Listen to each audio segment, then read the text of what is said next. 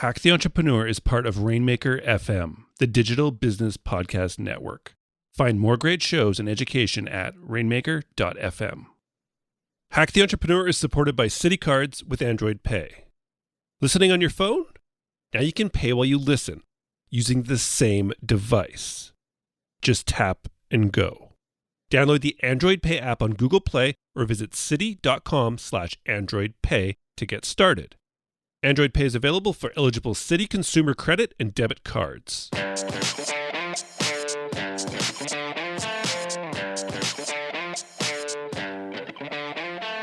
Welcome to Hack the Entrepreneur, the show which reveals the fears, habits, and inner battles behind big-name entrepreneurs and those on their way to joining them.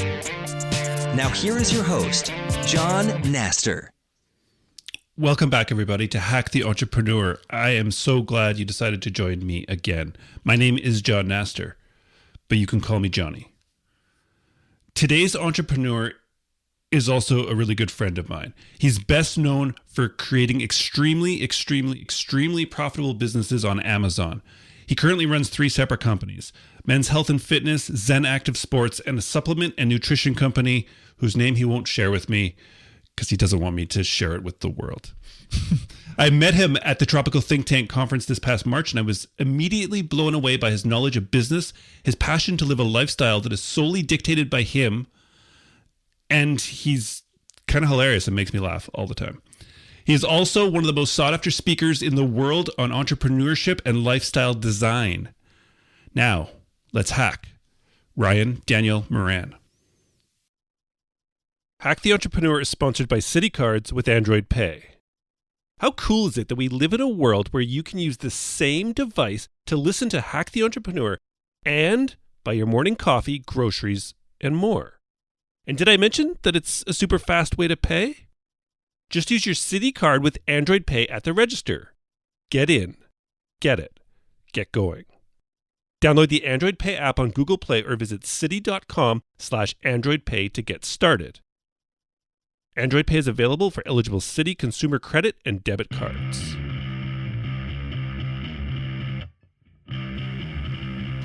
All right, welcome back to Hack the Entrepreneur. I am very excited for today's guest. Today's guest is Ryan, and I met Ryan a few months ago in the Philippines at a brilliant conference, and I don't know, there's something about this guy that I think needs to be shown, and we need to, I guess, figure out how we can hack him. So welcome to the show, Ryan. John, thanks so much for having me. That thing about me is my beard and my incredible body hair. That's what you noticed. Really? Yeah, that's the thing about me that you're like, I got to have him on the podcast. Okay. Well, so that's you and say your sexy appearance, but as an entrepreneur, Ryan, can you tell me what the one thing is that you do that you feel has been the biggest contributor so far to your successes? I think the one thing that has been the best contributor to my success is my obsession with what I call result-driven activity. There's 1,000 different ideas floating around. There's a bunch of things that can occupy our time constantly. But what I try to focus on as far as productivity goes is what is going to bring me a result. And result could also be known as feedback. Feedback in the form of, did something produce a result or did it completely bomb? But the important thing is that regular activities, I spend my time in activities that are going to bring about some sort of result that I can measure. Even recently, I've had to do things like turn off Facebook and email just because that's not result-driven activity. That is putting out fires constantly. And I think what has made me as an entrepreneur successful is the fact that I am completely obsessed with focusing the majority of my time on result-driven activity. And that's why people say, man, you must be so busy. And I go, well, to be honest with you, I do a lot of really cool things, a lot of really big things, but I don't consider myself all that busy because I just focus my time on result-driven activity. And I think that's made all of the difference. Result-driven activity makes total sense. How do you define the result that you're looking for? Well, a result-driven activity is something that is going to give me some sort of feedback, in the marketplace. So, for example, if I send an email to my list to an offer that we've made, we can now measure a result. We can now measure if there is sales or if they're not sales. We can look at conversion data. I can send traffic somewhere and I can look at, did this ad produce a result or was it a poor result? The important thing is we got a result that we can measure and now improve. And now we can have other result-driven activities that improve upon that result. Whereas something like I got 54 emails answered today does not produce a measurable result that ultimately impacts the business's growth or success. In the same time, leaving my Skype open all the time does not produce a certain result. Or I can make tweaks to my podcast and I can see if my subscribers go up or if my ranking goes up. That's a result-driven activity. Whereas if I'm, just chatting with a bunch of entrepreneurs, which a lot of entrepreneurs fall into the trap of, that doesn't produce a certain result. Does that clarify what I mean when I say result-driven activity? Yes, it does. It really, really does. So could I confuse it though? And at the beginning of result-driven activity, you said so you don't waste your time on Facebook. But what if I post a cool image or something on Facebook and 100 people like it? Is that result driven? Does that help me? Can I say I'm building up social equity to future? I suppose if that is your core strategy for increasing engagement, I think you should. Maybe you should quantify that. And you should probably change your strategy. I think. But that's just me. I happen to agree with you. Okay, good. So, Ryan, there's a time I find in every entrepreneur's life when they realize that either they have a calling to make something big and make an impact in the world, or they just find they can't work for somebody else. Can you tell me which of these two it is for you and then how it happened? Well, I knew from the time I came out of the womb that I did not want to work for anybody else. If I may, I'd actually like to sidestep your question. Actually, maybe I'll answer it in the way that I didn't expect, because I came out of the womb an entrepreneur. My first business, I was 5 years old. I wrote hand-drawn pictures on computer paper, went door to door selling them in the neighborhood for a penny each, made 4 cents that night. 2 of them were from my dad, and my dad provided all the computer paper, so it was 100% profit. In business terms, I would have gone back to my best customer, my dad, and tried to upsell him on maybe colored drawings later. But to your point, to your question, I think the biggest shift for me happened about 2 years ago when I was in a business that I hated, and I did not feel like I was producing value to the world. I did not feel like I was improving the world with what I was doing, and I felt like I was really burning out on the fact that everything that I did seemed like a selfish gain for me to get somewhere and wasn't producing real value. So I was driving home thinking about work, and I said to myself, I cannot do this one more day. I just cannot do this. So I went home and I shut down that business. I put up squeeze pages on all of our buy pages, said, sorry, we're no longer in business. I'm retired is what I said. And I decided to go in a completely different direction. And I didn't even know what that direction was going to be. I just knew that I didn't want to be in that business anymore. And what's interesting is my shift then went from how do I make as much money as possible to how do I become the most valuable person possible. And as soon as I did that, I made more money than I had ever made in my life. And I worked less than I ever had in my entire life. And it seemed so counterintuitive to me. If I stopped worrying about how do I get further ahead and start thinking about how do I become the most valuable possible so that I'm constantly creating value, that made all of the difference for me. And although I had already been an entrepreneur for 6 or 7 years, it was that moment in which I really shifted to I guess a new level that has unlimited potential. Whereas before I was just out for myself and creating minimum value, and so I was getting a minimum result. Now I can create an unlimited amount of value, And so as a result, my expansion is unlimited. Brilliant answer. I love it.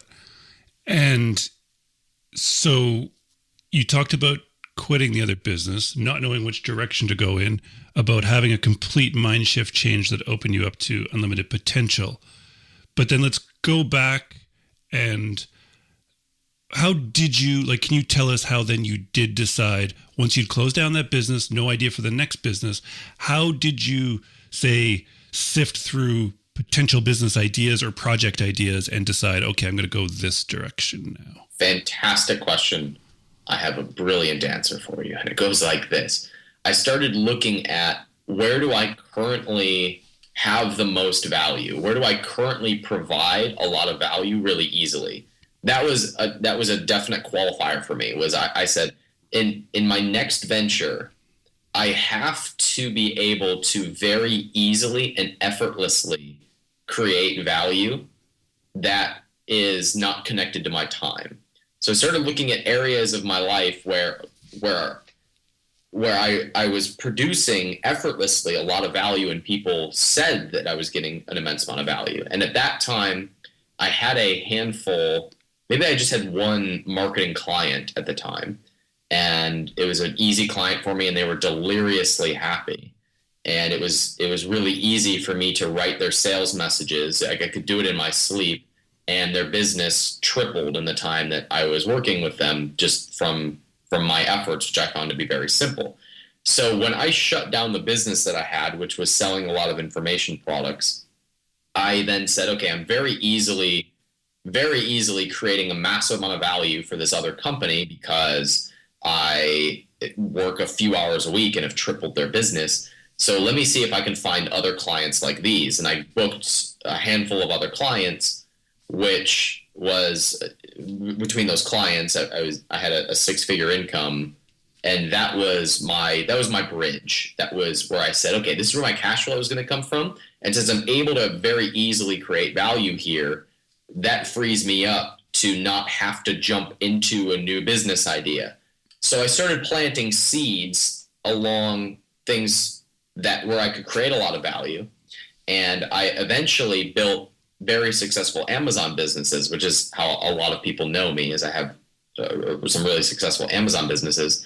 And the way that I grew those was by focusing on the same things that were working for my clients, in the sense of I knew where I could create a lot of value very quickly, and I knew where my unique ability was, where I could have a very large impact with minimal effort on my behalf.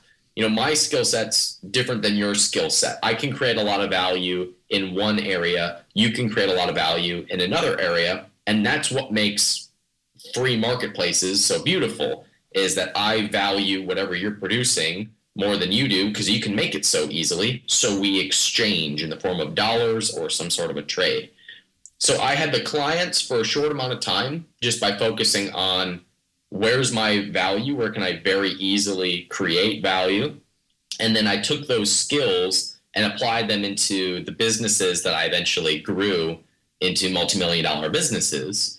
And that is how those grew so quickly. And then I wound down the clients because I ultimately didn't want to have clients. So I would say that it came down to thinking about where is my greatest value? Where are people saying my greatest value is, to the point where they're paying for it? Can I go to the people who are most willing to pay for that, and then focus only on those highest leverage activities, those result-driven activities where people are saying, I'm getting crazy value out of here, and they're willing to pay for it? This segues us into work. We know now what you are very good at, what your really high leverage, high value activities are. And every expert out there is telling us the 80-20 rule, focus on the 20%. It'll bring you 80% of everything. Do what you are good at, blah, blah, blah, blah, blah. Ryan, tell me something that you are not good at. Ooh. I am terrible at details. And when I say details, I mean pouring through revisions or reviewing something to make sure it's what we're looking for.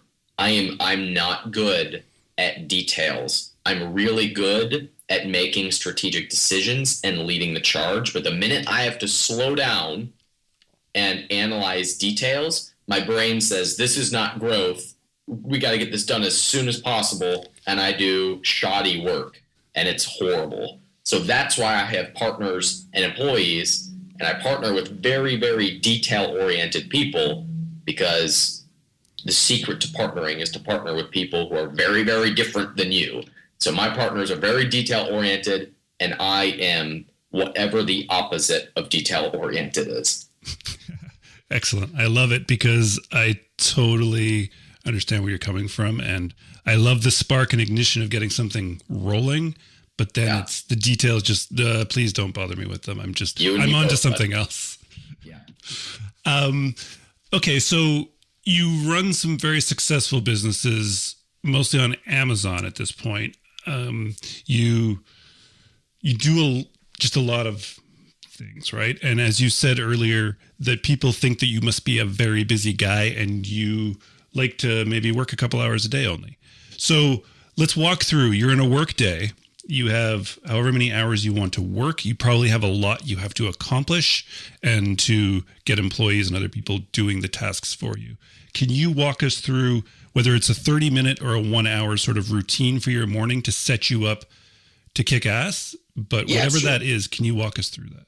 Yeah, so I wake up and I journal, and when I journal, I write down what my one thing is. And this is straight out of the book, The One Thing. I ask myself the question, what is the one thing that I can accomplish today that by doing so, I make everything else in my life either easier or unnecessary? So that's the ultimate result-driven activity question. What's the one thing that if I accomplished it would make everything else easier or unnecessary? So I write that down in my journal along with everything else that I journal about, my goals and what I'm thankful for and whatnot. And then I go to the gym.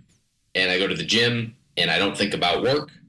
And then I come back, get ready for the day, and I work on my one thing. And if I get only that one thing done, it's been a successful day, because most people don't have a one thing. Most people don't think about what is the thing that I can do that'll make everything easier. They usually ask the question, how can I do as little work as possible and skip out of here without anybody noticing? Well, the way you do as little work as possible is by doing the one thing. So I do my one thing, do an email dump, and then if people need to get a hold of me, they know how they can get a hold of me later. But as long as I get that one thing done, it's a productive day. Excellent. I love The One Thing. I was introduced to it actually at the conference we met at, and it is, it's like a life-changing thing. And I don't know if you're aware of this, but I've mentioned on the show before. I'm going to mention it again because it's a free app. It's called Momentum app, and it works in your Chrome browser or whatever browser you use. And it literally just pops up a beautiful image from some amazing place in the world and just says, good morning or good afternoon, Ryan. What your one task today is, and you just fill in the blank. So every time you open up the browser or a new tab or anything to go to Facebook or anywhere else, there's this one thing popping up in your face that you're just like, oh yeah, I have to do that one thing today. And nice. It's changed the way I work. It's amazing. Yeah. Something like that, and then locking myself out of Facebook and email combined with something like that, I think is probably the hack for productivity. Eliminate distractions and give yourself the momentum reminder. Exactly. And be happy with knowing that you only really have to do one thing. If you pick that thing correctly, that is like life-changing and business-changing to do that. Like, you don't have to have 20 things to do every day. You really don't. Those one things are leverage points that create massive amounts of just success and such. Yeah. If you want to do that one thing and then waste your time the rest of the day, that's fine. Just get your one thing done. Then you can do the 19 other things that don't produce results. If you're going to do them after you do the one thing that actually produces a result. Exactly. And you'll probably realize by the third or fourth day of doing that actually I'm just going to close my computer now because I'm just really wasting time. Because you've done your one thing. You don't have to convince yourself that, no, I got to stay here and do something useful. You've already done it. Close your computer and go do something fun. in Gary Keller's book, he mentions, they stack on top of one another. He calls them like dominoes. You have one little tiny domino that opens up to a smaller or still small but larger domino, which is then a larger, and he produces this image of just the stacking results on top of one another. By a week to 2 weeks into just accomplishing that biggest thing, the tasks and the amount of productivity you're getting done is massive, especially compared to the person who is just putting out fires all day. So that goes back to my first point of why I think my success has been different than most people, is I just focus on those big tasks that are going to produce a result, and the rest is just details. And we all know how I feel about details. We do. Excellent. So this leads me to habits. You seem to me like you probably have habits that you like to take control of, but what is one habit, Ryan, that you're trying to adopt into your life and you've been struggling with? I think I'd have to say getting up early. I must confess, I'm embarrassed that I'm admitting this publicly, but I'd say one habit that I have a hard time implementing is keeping a consistent morning routine. There's so many things that I want to do in the morning, or so many things that people say, I do this in the morning and it gives me the greatest productivity you've ever had. Or I take this nootropic and it boosts my productivity 75%. And I want to try them all. And so I confess that I have tried probably 7 different morning routines. And without that consistency, there's temptation to just sleep through it all until I have to go meet my workout buddies at the gym, do a quick journal entry, and run to the gym. I'm proud to say I journal every morning, and I do make it to the gym every morning, but there's a bunch of other things that I always want to throw in there, and you're making me publicly say that I have a hard time managing that and making that a habit. I'm now slightly embarrassed. Thanks, John Nasser.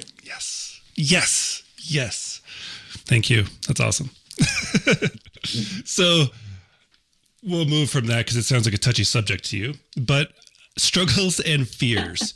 As entrepreneurs and as human beings in general, one of our greatest struggles is the fear of being wrong, making mistakes, and failing.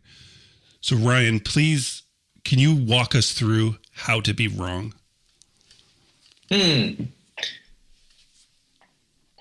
think the most important thing about being wrong is letting go of your ego that is attached to the idea that you might be correct.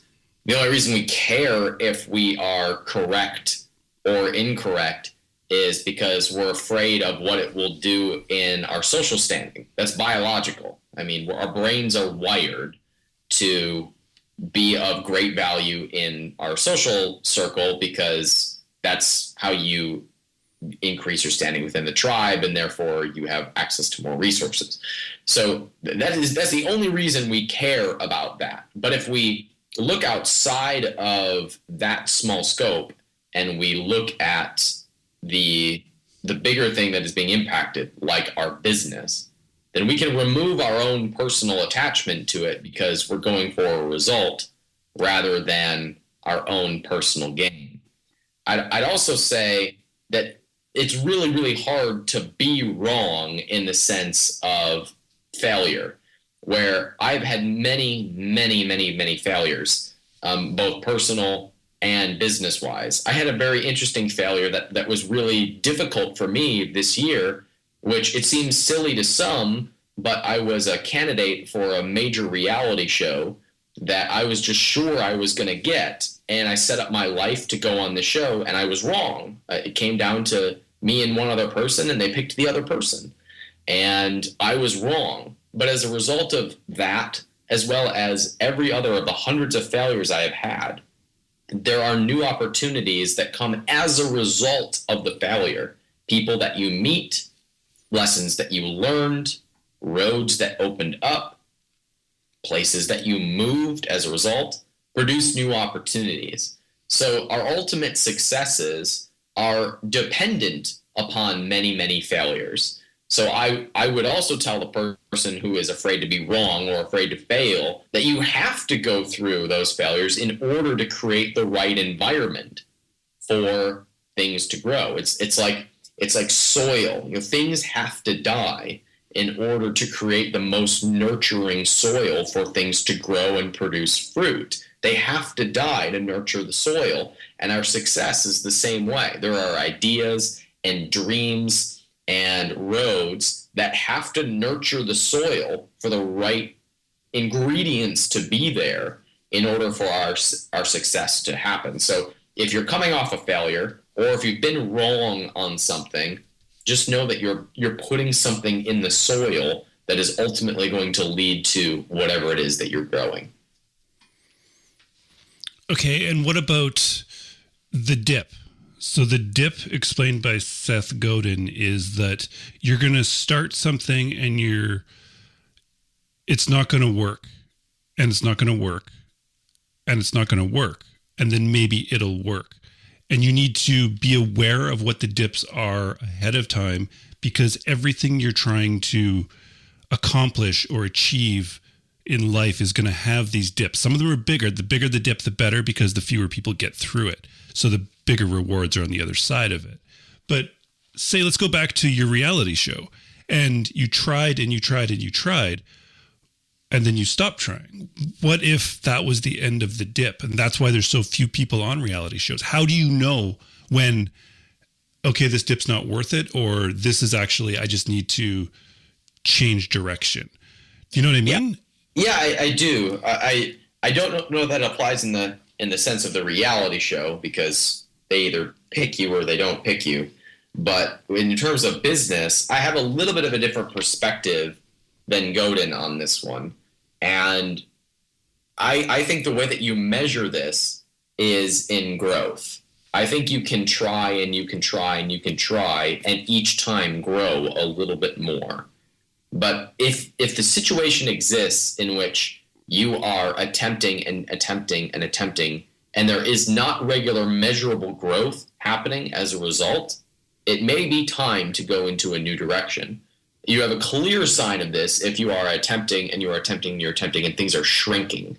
Things are going in the opposite direction that you want.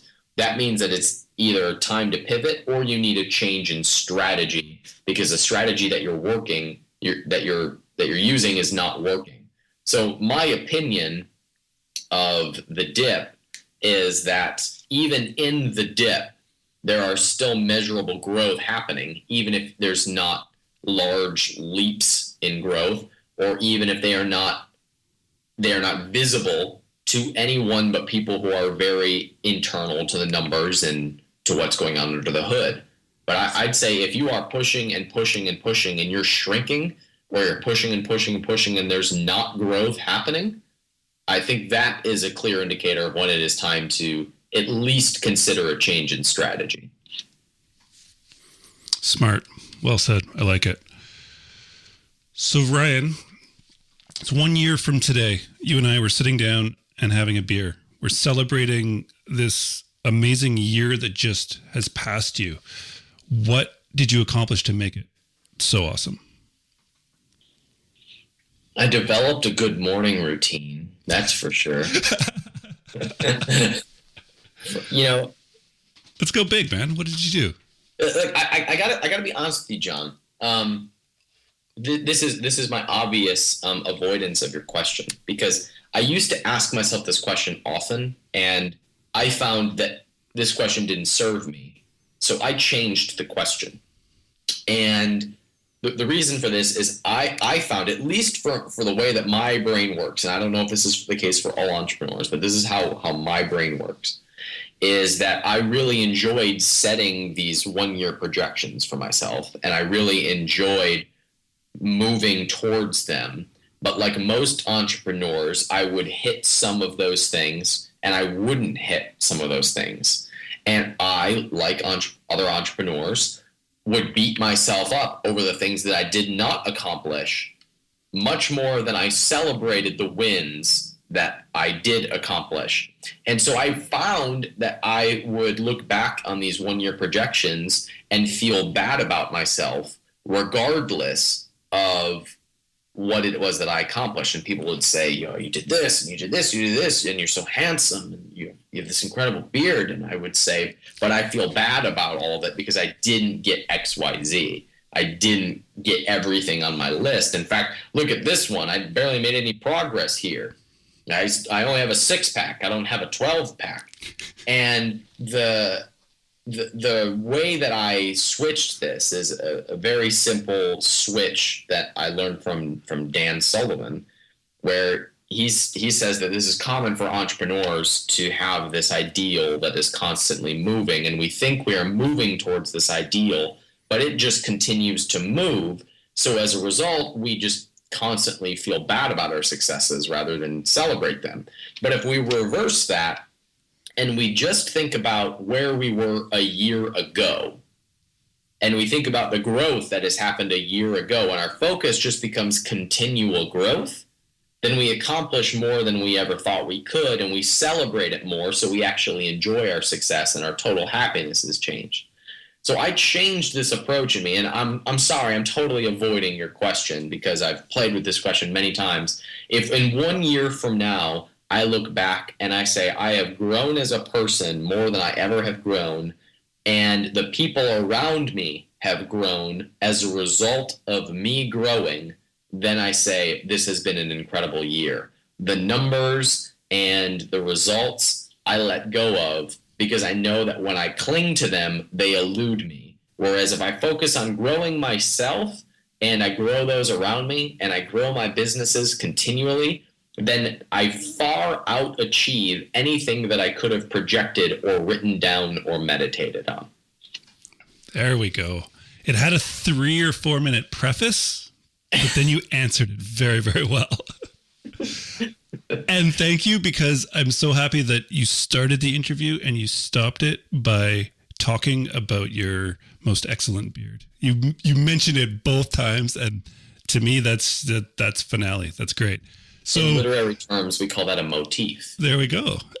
So you've intrigued everyone. You've probably blown some people's minds with, you're a brilliant dude. You have a lot of stuff really, really figured out, Ryan. But can you tell now everyone where they can find out more about Ryan Daniel Moran? Yeah, I actually set up a special page at my website. My website is freedomfastlane.com. I have a podcast as well called Freedom Fastlane. I set up a page for Hack the Entrepreneur at freedomfastlane.com/hack. I just put together what I thought were some of the best podcasts and best resources I put together that would mesh with your audience. So that's at freedomfastlane.com/hack. And you can download some of the best podcasts that I thought would fit with those who listen to Hack the Entrepreneur. Excellent. I love that. And I'll put a link to that in the show notes, of course, for everyone, so you don't have to type it out. So cool. Thank you so much, Ryan. I truly, truly appreciate you coming on. Hey, John. Thanks so much for having me. Congrats on the success of the podcast. Ryan Daniel Moran. Just such a smart dude, such a fun conversation. I really, really like that guy. And I hope that you guys got as much out of that conversation as I did. But there was that one point, wasn't there? There was. Did you hear it? Let's get it. Let's go hear the hack. Ooh. I am terrible at details. And when I say details, I mean pouring through revisions or reviewing something to make sure it's what we're looking for. I'm not good at details. I'm really good at making strategic decisions and leading the charge. But the minute I have to slow down and analyze details, my brain says, this is not growth. We got to get this done as soon as possible. And I do shoddy work, and it's horrible. And that's the hack. Okay, that one is a bit different. That one is, the hacks have typically been things that people are really good at, but I honestly believe that you have to know what it is you are terrible at as well as you need to know what you are good at. You don't have to be good at everything. No, you don't. You have to be good at one or two things. You have to be really, really good at those things. But it's essential that you know what you aren't good at so that you can not do those things and you can get others or partner with others to do those things. It's absolutely essential. And I loved how he was so confident. Ryan was absolutely confident in what he was terrible at, and he held nothing back. He was not afraid to be terrible at those things, and you can't be. You have to admit it. I'm terrible. I'm terrible at organization. I'm terrible at being somewhere at a specific time. I really am. And it took me a long time to admit those things, that I could have a successful business and be terrible at certain things, because I can put things in place or people in place to make sure that I am at certain places when I need to be, or that I am organized, or that my business is organized and I can still have a crazy office and it doesn't matter. So I love that he was so confident in that. And I absolutely believe that that's key. And I'm making it the hack. Thank you so much again for joining me on Hack the Entrepreneur. You guys are truly amazing and blowing my mind with how many of you are out there and listening. It's amazing. It truly, truly is. And I'm so happy for it.